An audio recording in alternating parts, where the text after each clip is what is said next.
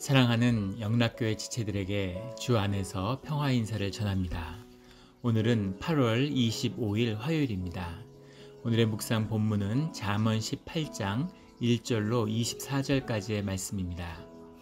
오늘의 본문 말씀 18장 1절부터의 말씀은 이렇게 시작합니다. 무리에게서 스스로 갈라지는 자는 자기 소욕을 따르는 자라. 온갖 참 지혜를 배척하느니라. 무리에게서 스스로 갈라지는 자라고 하면 무리에서 떨어져 나오는 자, 무리에서 자기를 구별하는 자, 이렇게 느껴지는데 정확한 뜻은 니프라드라고 하는 말이 나누다, 디바이드죠. 나눈다는 뜻입니다. 무리를 가르는 자는 이 더 정확한 해석일 것 같아요. 무리를 가른다는 건 무슨 뜻일까요? 정치인들을 생각하시면 잘 아실 수 있죠. 정치인이라는 것은 원래 사회를 통합하고 하나 되게 하는 것, 마더레이터로서의 부름이 이 정치인의 본분이죠. 근데 실제로는 정치인들은 정반대로 합니다. 무리를 가르는 거죠. 자기 지지자와 반대파를 가르고 이념을 내세워서 자기 진영과 상대 진영을 가르고 그래서 갈라서 자꾸 갈등을 야기시키는 거죠. 그렇게 지지 세력을 규합하고 자기의 정치적 힘을, 파워를 갖는 것, 이것이 마치 정치인 것처럼 그렇게 되어 있어요. 정치학에서는 프레임 전략이라고 그러죠. 갈등을 격화시킬수록, 진영 논리를 강화시킬수록 중도층이 점점 이탈하기 때문에 중도에 있는 사람들, 이념적인 색채가 약한 사람들이 정치의 혐오를 가지고 정치를 떠나게 된다는 거죠. 그러면 프레임이 더 강화되고 더 힘을, 파워를 생기게 되는 그런 사람이 권력을 갖게 된다. 그런 전략인데 정치에서 보면 늘 이제 그렇게 가죠. 근데 한국이나 미국이나 일본이나 필리핀이나 터키나 어느 나라나 다 마찬가지인 것 같아요. 정치가 점점 타락하고 악해지는 것을 보게 됩니다. 그런데 사람을 이렇게 갈라치고 자기 무리를 만들고 갈등을 야기시키는 것, 그것이 악의 본질적인 표현이라는 거죠. 그런 것을 하는 자들은 주님의 뜻을 분별하지 않는 자들이라는 겁니다. 그것이 어리석음의 본질이고 악함의 본질이죠. 그런 자들은 지혜를 배척하는 자라는 겁니다. 주님의 인도하심을 거부하는 자들이라는 거죠. 그것이 악의 본질이라는 겁니다. 이런 악을 끊어내고 늘 조화와 화합을 이루는 공동체의 선을 이루어가는 우리 영락 공동체가 되기를 주의 이름으로 축원합니다. 2절에 미련한 자는 명철을 기뻐하지 아니하고 자기의 의사를 드러내기만 기뻐하느니라. 미련한 자라고 하는 것이 이브벨렛이라는 말인데 악함, 악이란 이벌이라는 것과 그 뜻이 그런 의미라는 것을 우리 나눈 적이 있습니다. 미련한 자라고 번역했는데 사실은 악한 자죠. 그래서 명철을 기뻐하지 아니하고 테브나라는 말이 계속 나오죠. 주님의 뜻을 분별하는 것입니다. 이것이 지혜의 본질인 거죠. 명철이 지혜로 우리를 인도하는 겁니다. 그런데 명철을 기뻐하지 않는다는 거죠. 악한 자들은 왜일까요? 주님의 뜻을 분별하고 싶지 않은 거죠. 왜냐하면 내 뜻이 분명히 있기 때문입니다. 내 뜻과 거스르는 주님의 뜻을 따르고 싶지 않은 거죠. 그래서 내 뜻을 따라 사는 자들, 그런 자들은 자기의 의사를 드러내기만 기뻐하느니라. 이것이 에고의 모습이죠. 에고에 붙들린 자, 에고를 자기라고 믿고 동일시로 살아가는 자들은 자기 에고가 높임받으면 기쁜 겁니다. 에고를 높이려고 하는 거죠. 그래서 에고의 사람들은 사람들이 모이면 한눈에 드러나요.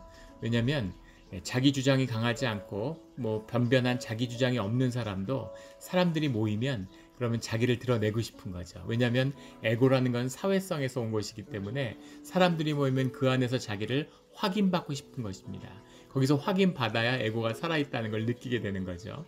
그래서 회의 같은 거 하면은 말 많이 하고 말 강하게 하고 자꾸만 손 들고 이야기하고 이런 분들은 자신의 에고를 한번 점검해 볼 필요가 있는 거죠.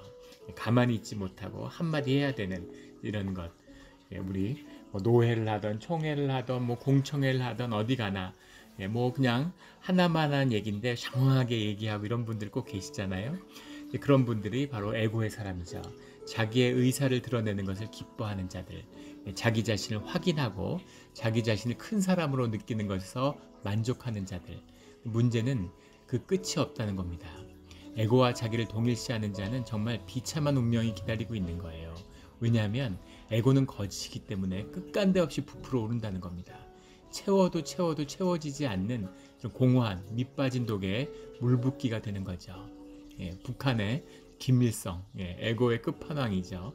자기 동상을 2만 개나 만들어 놓고 그 동상에다 금칠을 하고, 예, 사람들이 수백만이 굶어 죽는데도, 예, 그 금칠한 동상을 계속 만들어가는 그 악의 본질이, 에고의 본질이 악이라는 것을 드러내는 극단적인 예죠.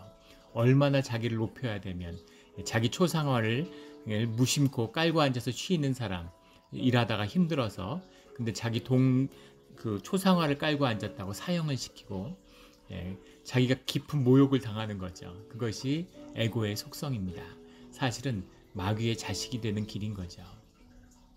에고를 십자가에 못 박고 참된 나로서, 참나로서 주님이 만드신 형상으로서 살아가는 축복을 받은 우리들입니다. 그 은혜를 놓치지 않는 우리 삶의 자리가 되기를 주의 이름으로 축원합니다.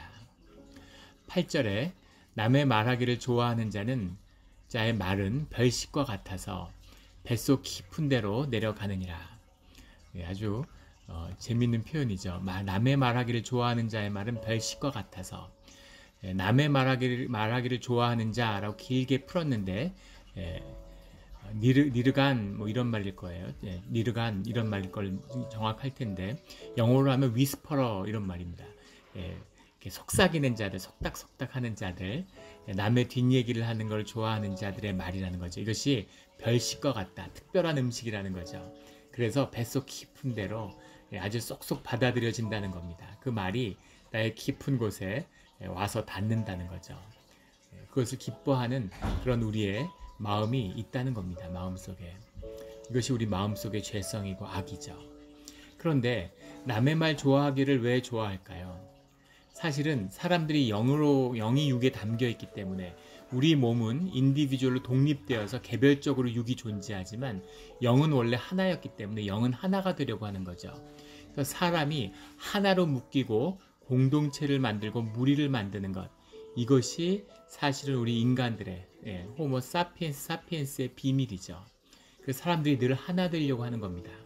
그래서 이 하나됨의 표현이 역사적으로 보면 늘 종교로 나타나는 거죠.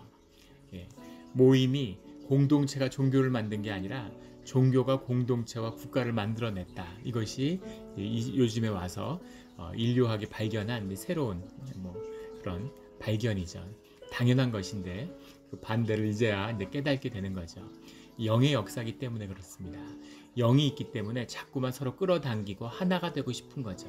그런데 그 안에 주님의 선한, 주님의 형상으로서의 우리의 속사람의 성령이 함께하지 않으시면, 인간들이 모이면 항상 악성이, 우리의 악한 죄성이 연합해서 집단 악을 일으켜요. 그래서 주님이 함께하지 않는 인간의 모임은 결국 그 끝이 악해집니다. 악한 역사에 쓰임받고 악하게 일어나게 돼 있는 거죠. 그런데 우리가 수만 년 동안 어떻게 하나 됐을까요? 어떻게 하나 되는 방법을 만들어 왔을까요? 그 시작은 이 속닥거림, 예, 위스퍼러에서 시작되는 거죠. 남의 이야기를 하고 모여서 같이 이야기를 나누면서 하나 되는 걸 느끼는 거죠. 그래서 공적으로 누군가 얘기할, 같이 나누어야 할 이야기의 대상이 늘 필요한 겁니다.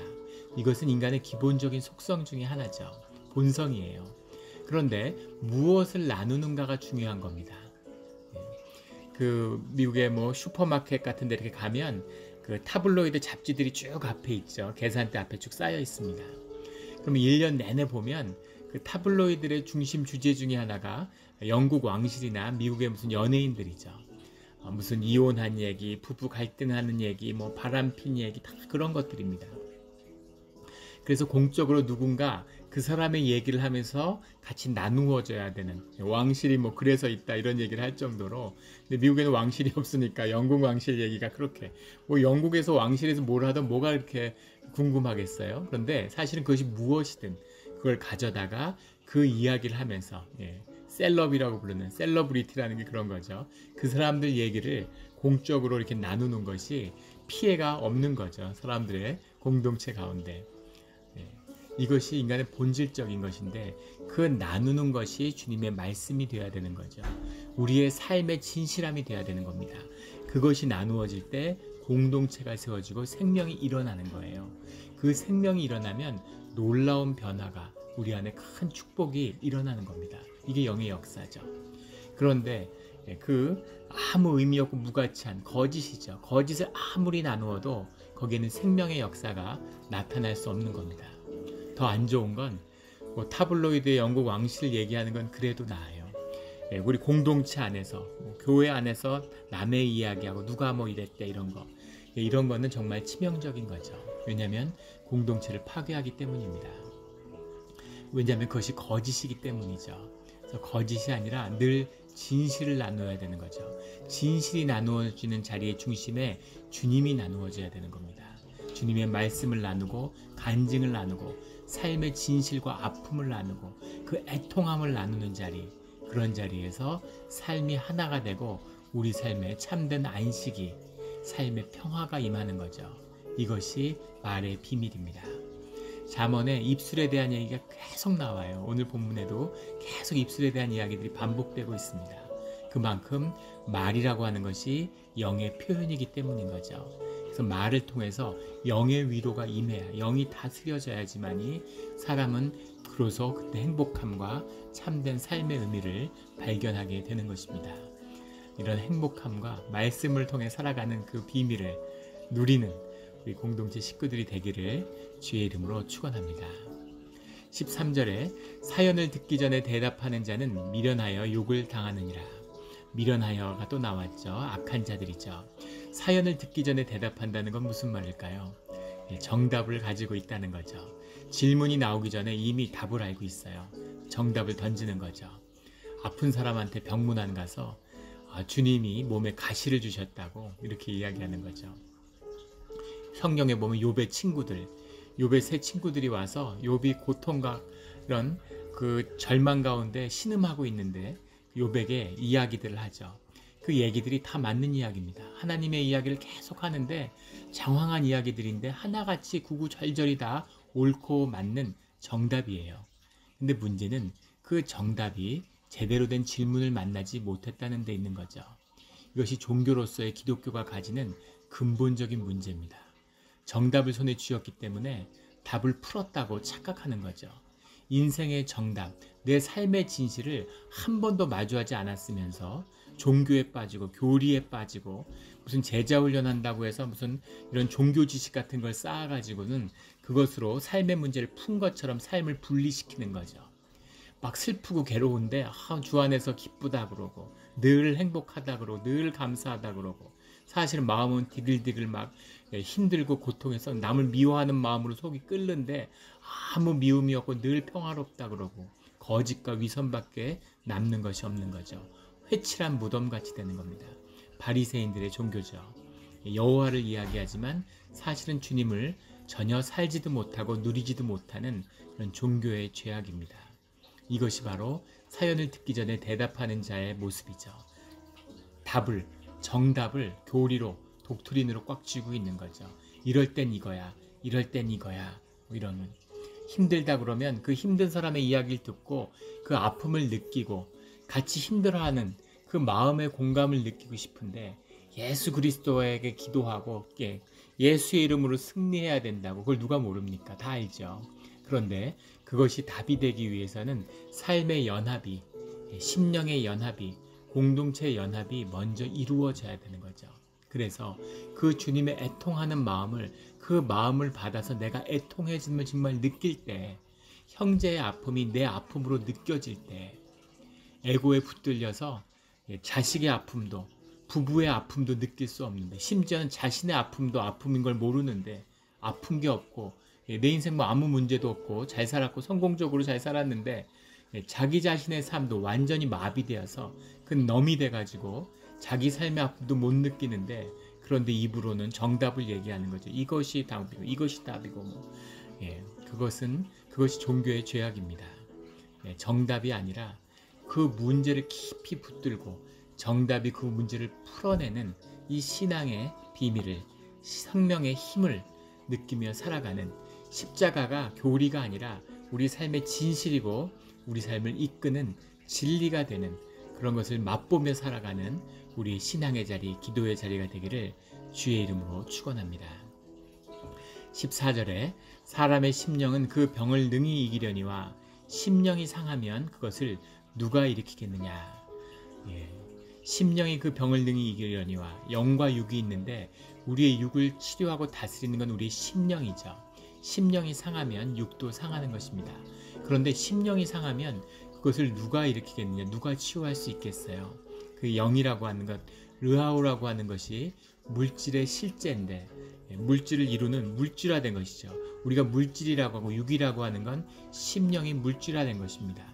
그런데 심령을 상하면 무엇이 그것을 돌이킬 수 있겠느냐는 거죠. 마음이 상하면 몸의 치유력이 현격히 떨어진다고 그러죠. 그래서 병에 걸려도 그것을 나을 수 있는 능력이 있으면 되는 겁니다.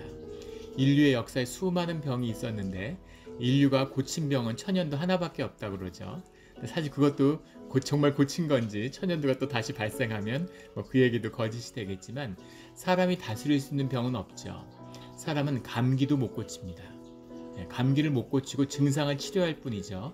해열제를 먹고 무슨 이렇게 약을 먹으면서 증상을 다스리면서 사실은 우리 몸이, 우리의 영이 우리의 몸을 치유하는 시간을 버는 것 뿐이죠. 결국 우리 몸을 치유할 수 있는 능력은 우리 안에 있는 생명의 힘입니다. 그 힘의 능력이 커져야 되는 거죠. 그런데 환경을, 주변을 이렇게 바꿔서 선진국의 아이들만 아토피에 걸린다고 그러죠. 한국 아이들의 5분의 1이 5명 중에 1명은 아토피를 앓고 있다고 해요. 근데 후진국의 아이들, 우리 어렸을 때는 아토피가 없었죠. 개천에서 뛰어놀고 산에서 뛰어놀면 절대 아토피가 걸리지 않는다는 겁니다. 아이들을 너무 청결하게 키우려고 하니까 그러니까 면역계에 교란이 일어난 거죠. 아이들을 약하게 만드는 겁니다. 생명의 비밀이죠. 하나님은 우리를 광야의 길에서, 고난의 길에서 우리를 인도하십니다. 그것을 이겨내고 우리의 믿음이 자라나야 된다는 거죠.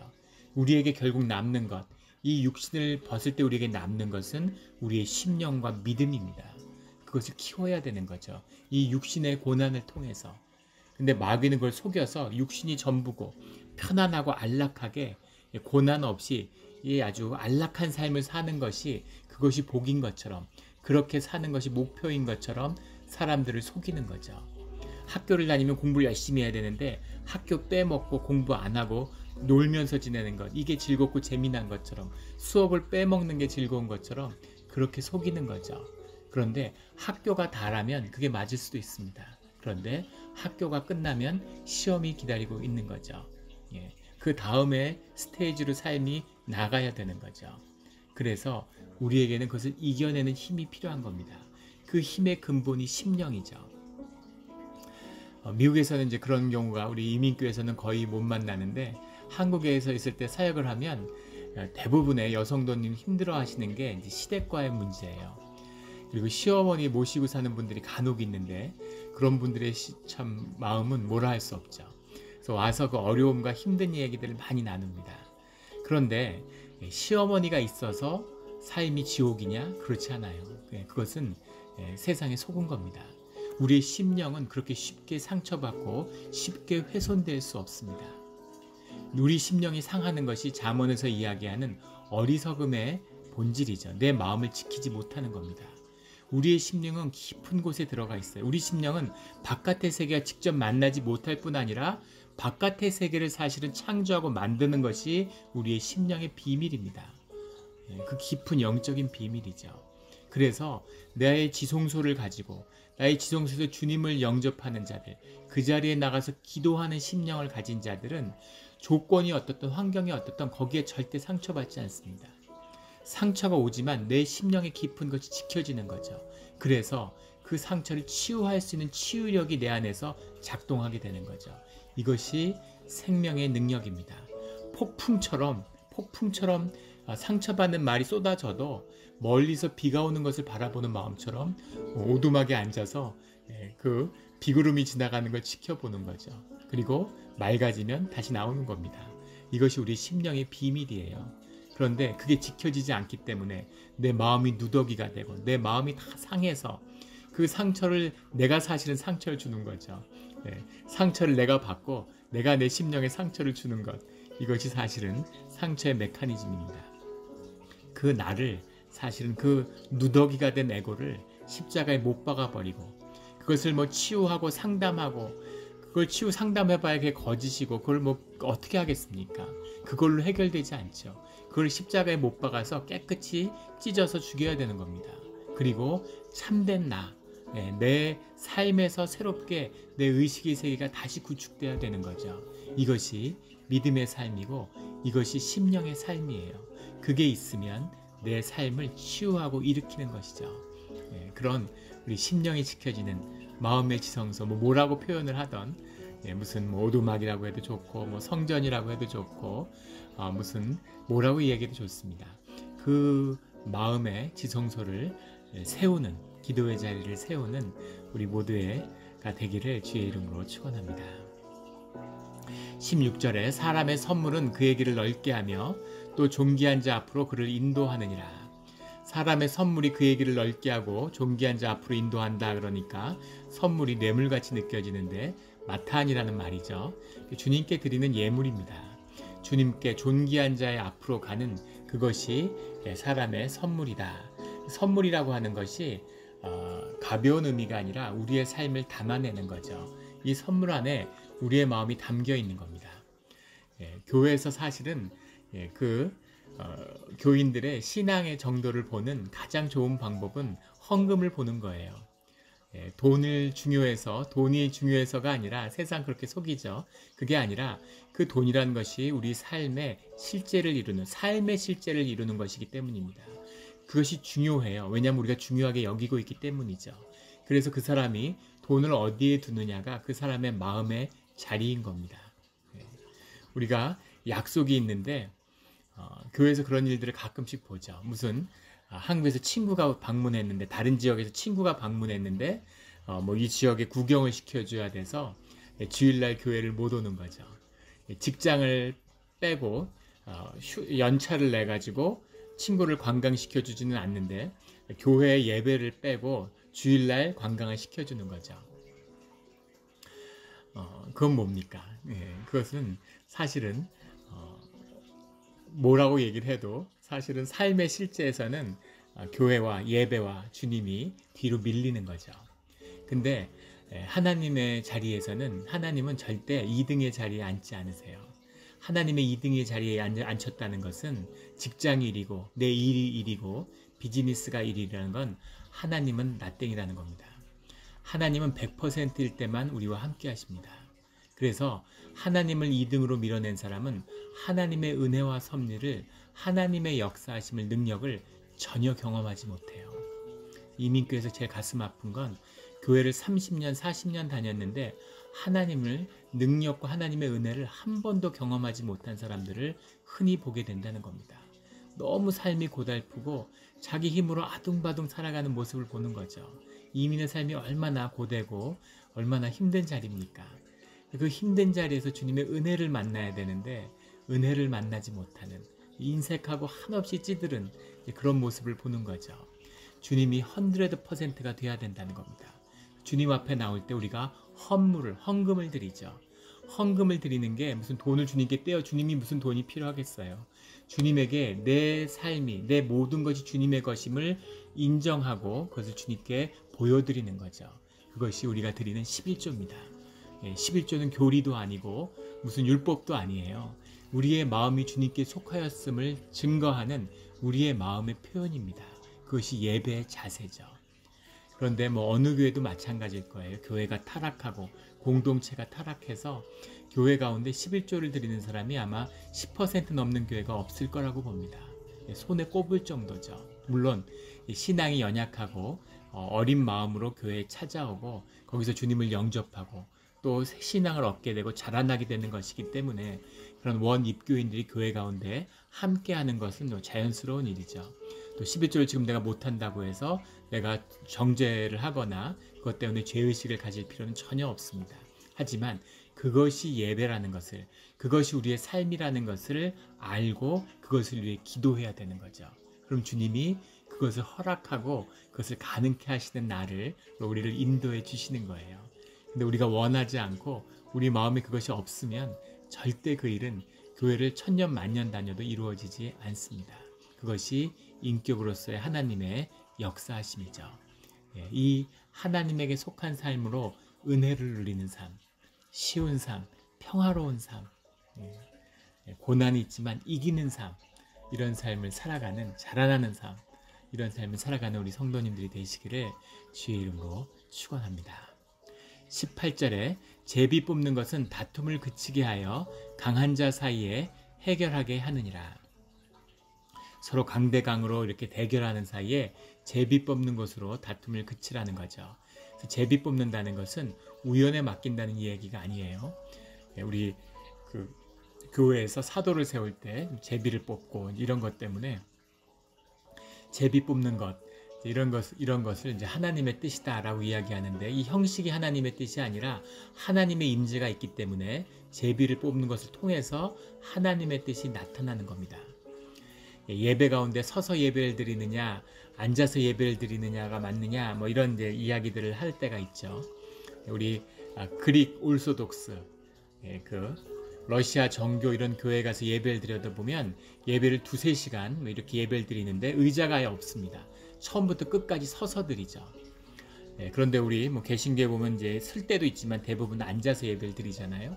그래서 주님의 말씀이 선포되는데 어떻게 앉아서 들을 수가 있느냐, 뭐 이렇게 얘기하는 분도 있는데, 사실은 쓰나 앉으나 아무 차이 없어요. 누우면 어떻습니까?